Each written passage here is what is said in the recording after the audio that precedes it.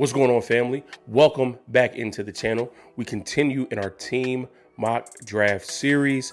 Today we are on episode 24, which takes us to Duval County, Florida, home of the Jacksonville Jaguars. We're not going to waste y'all time.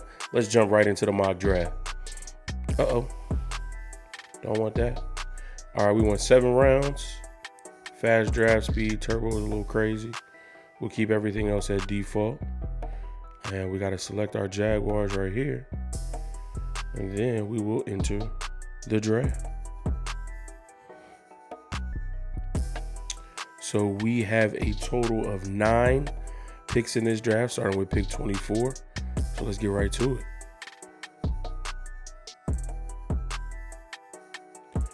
Team needs. We have guard, center. So that interior offensive line is a place that we want to get better. Edge rusher is in need. Maybe not. We got Josh Allen. We drafted Trayvon Walker last year, number 1 overall. So we have some guys in the fold, but again, depth at the position is always crucial in the NFL. Defensive back, I like where we are. Maybe definitely some help in the cornerback room. I like our safeties, Rayshawn Jenkins, Andre Cisco. Maybe looking at tackle, the loss of Jawan Taylor. Yeah, we have Walker Little slotted as our right tackle, Cam Robinson as our left tackle, but Cam did not finish the season last year. Wondering how that meniscus is turning out. I think his contract extension only goes through 2024. So maybe we look to bring in a guy, and if we eventually move on from Cam Robinson after the 2023 season, slot somebody in, same way we did with Jawan Taylor, Walker Little. So, I mean, we could look at tackle, one of the best tackles in the draft, Anton Robinson. He's been getting first-round grades. That's somebody who we can take here.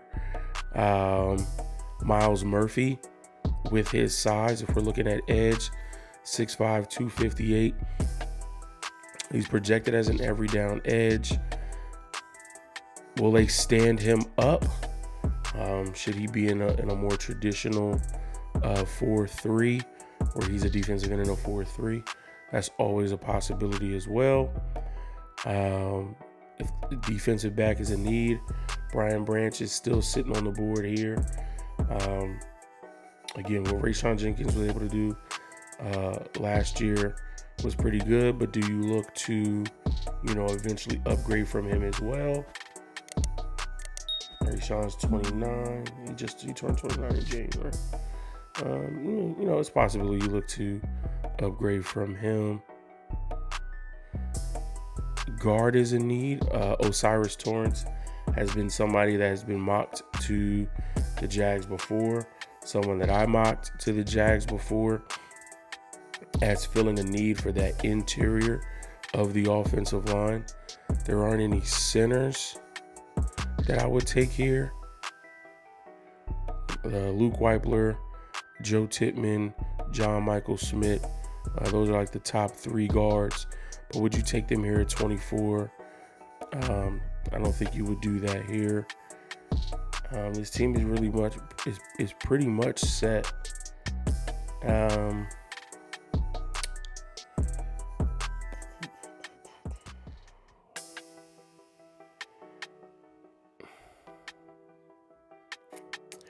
I want to go Myles Murphy. I don't think this team was as successful at getting after the quarterback as they wanted to be.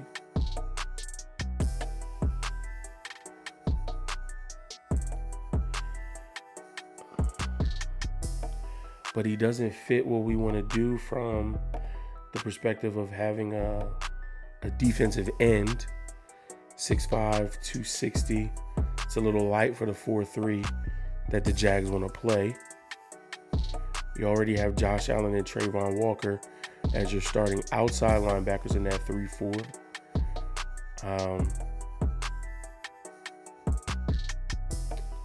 Do you draft Myles Murphy as the backup?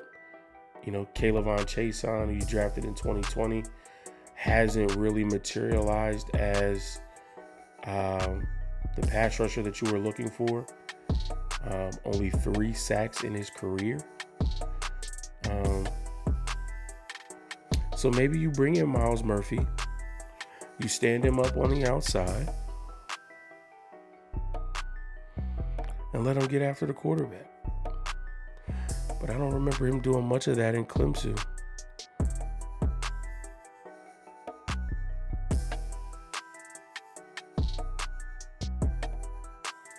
He lined up outside the tackle a lot.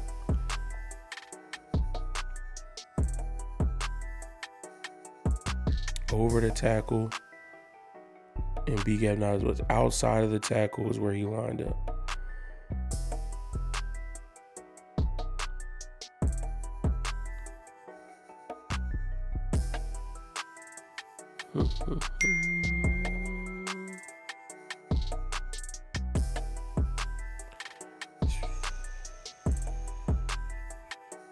This is going to make this video longer than it has to be.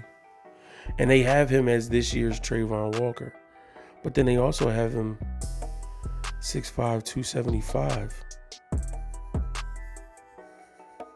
What is he really listed at? Because if he offers us versatility to where maybe he can play on the defensive line, then that would be something that I would definitely look into.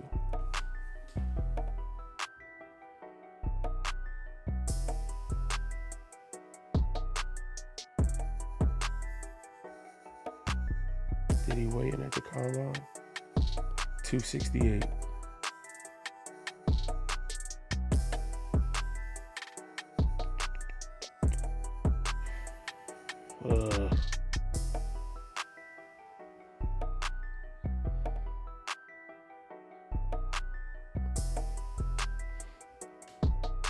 So many people have his weight differently.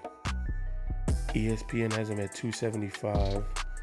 The combine, he weighed 268, so I'm sure he did want to come in a little lighter. What does the Clemson website have him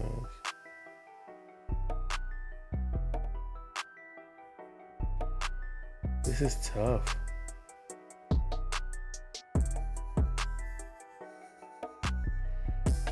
Because I think defensively the pieces are there for this team, right? The pieces are there.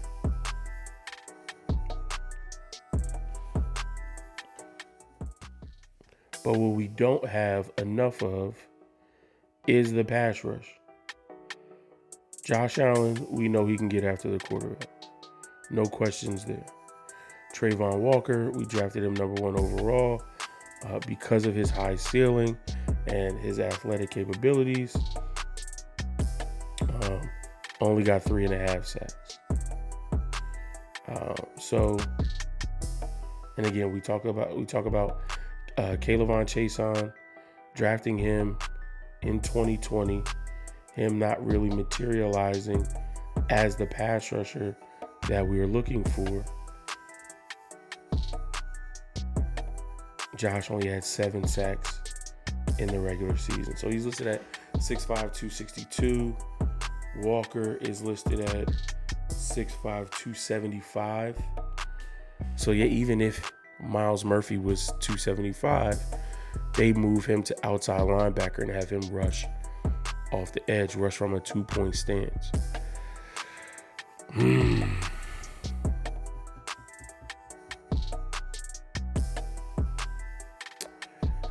What other guards are here?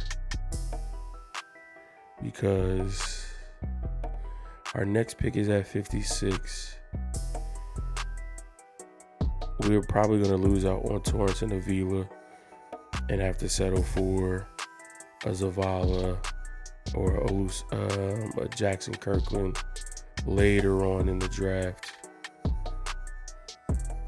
The edge class is a much deeper class.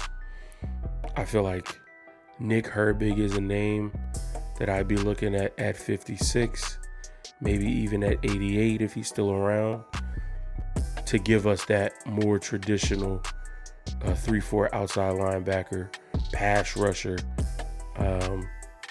that gives us something different than the Myles Murphy, Trayvon Walker prototype. So I'm going to protect all of that to not even take him. Wasted 10, 15 minutes in this video, unfortunately. Let's just go with the guard. Let's make sure we secure our offensive line, because it's too risky to take Myles Murphy here. Maybe not risky, but I don't know if it makes 100% sense to take him at that particular point, knowing there's this fluctuation in what he offers. We already have 2 starters at our outside linebacker. He would be the 3rd in that rotation. Too light to put him as our defensive end in that 3-4. So it doesn't make much sense to do that there. Okay, still got some good names on the board at 56. We have Devin Lloyd. We have Foye Oluokun. Drafted Chad Muma last year. Diane Henley is a great name. I don't think we need to take a linebacker at this point. Maybe we can get depth later. But he's going to be stuck behind 2 really, really good inside linebackers. Sam Laporta is a nice option because Evan Ingram is planning on not signing the franchise tag and also not showing up to the voluntary portion as of right now, the voluntary portion of organized team activities. So could there be a holdout situation from Evan Ingram who wants more money? And I mean, in that regard, you'd have to rely on Luke Farrell and Garrett Prince. So maybe you get a guy like Sam Laporta at tight end, and drafting a Sam Laporta may push the buck on Evan Ingram and say, all right, let me sign this franchise tender, or let me not be as particular on a deal for long-term money to make sure that I can secure my roster spot. Now, is it likely that a second-round tight end come in and take a veteran spot because of a holdout? Not necessarily, but it's the thought process of we went out and got a guy, and if you don't want to sign a long-term deal here with us, that's fine. We have our tight end of the future, and I think Sam Laporta can do that. So that's a good option there. We drafted Luke Fortner in last year's draft in the 3rd round. He's somebody who can come in and play some solid snaps for us at center. If we want to look at competition at depth, both of these centers here, Luke Weipler, Joe Tippmann, very, very, very good options at 56. Cornerback depth, Garrett Williams. Excited about him and what he's able to bring. I skipped over Tariq Stevenson. Really, really solid. 6', 198, outside corner. Maybe he comes in and gives Darius Williams a run for his money. He definitely gives anyone behind Tyson Campbell and Darius Williams a run for the money for that 3rd, cornerback spot. Maybe because of this, if he plays well, they kick Darius Williams inside to nickel and have Campbell and Stevenson on the outside. So for me, I'm going to go Stevenson. I like the Laporta pick. I do. I think you can get... Who are the tight ends? Because again, the offensive side of the ball is not a deep class. Now, Luke Shoemaker, Davis Allen, Zach Kuntz, Josh Wiley, Will Mallory. Those are some good names for later on in the draft, right? So do you necessarily need to go Sam Laporta here? No. You got good receiving options. Christian Kirk, you're bringing in Calvin Ridley, coming back off of his suspension. You got Zay Jones. So Sam Laporta isn't necessarily a need here. Defensively, you have a pretty strong unit We want to keep that unit strong. I'm going to go Tyreek Stevenson here at 56.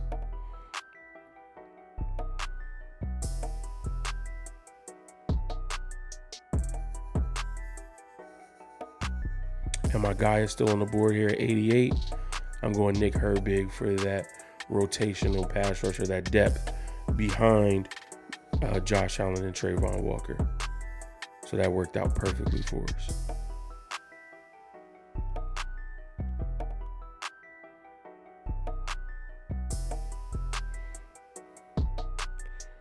You take a look at interior linemen. Those other centers are gone. But if we believe in Luke Fortner, but just want to bring in, a backup to provide competition, or in the event of injury, Olusegun Oluwatimi from Michigan would be a good option here at 121. We are on the board at 127, so if we want to go another position, we can do that. Moro Ojomo is a solid option. He would fit that 3-4 defensive end. 6'3", 292, has inside-outside versatility, but he has the explosiveness and athleticism to play on the outside more than he does on the inside. So I think if we get an edge rusher from our outside linebacker position to help with that pass rush, but then also bring in somebody who physically is a little bit more talented than a Roy Robertson Harris or a Folu Fatukasi, I think we can do that with Moro Ojomo from Texas. So now we add pass rushers on both levels, from our defensive end in that 3-4 and from our outside linebacker in that 3-4. No. I didn't want to do that. Oh, my God.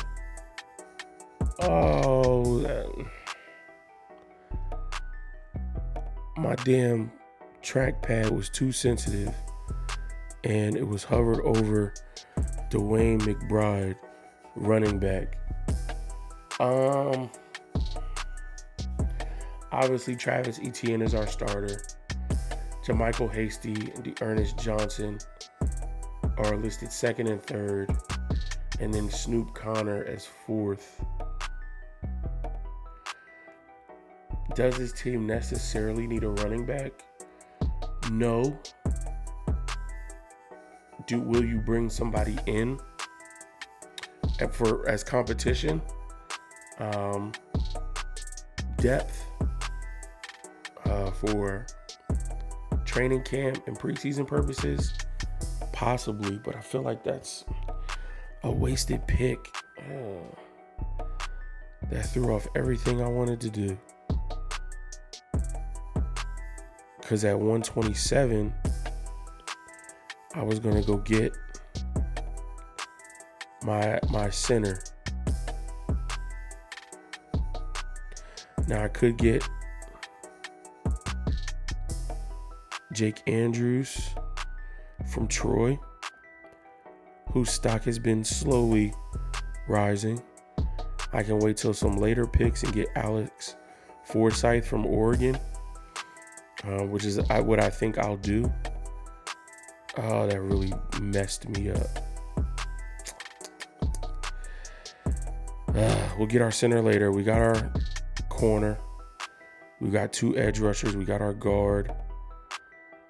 Do we want to look at tight end here? Davis Allen from Clemson is still on the board. I think you can go get him here at 185. Just bring him in as somebody who can be here and will be here in the event that Evan Ingram further extends his holdout. I don't want to consider it a holdout yet. He just said he's not signing the franchise tag and won't show up to voluntary activities. On the clock at 2:02. A good name is Jordan McFadden. He's listed as a tackle. I think he can play tackle. He also has inside versatility at guard. So you get Osiris Torrance. So maybe Osiris Torrance is the upgrade for Ben Barch. Then maybe you have Jordan McFadden. He can help be a swing tackle. Again, Cam Robinson goes down with a meniscus injury last year. So McFadden gives you versatility as a swing tackle. If you eventually want to upgrade from Brandon Scherf, who's 31 and on the back end of his career, you have that option as well. I feel like the biggest thing for this team is to make sure you have options on this offensive line to keep Trevor Lawrence upright and allow him to be great. So yeah, I'm going McFadden. Back on the clock at 2:08. I do want to take a look at safety.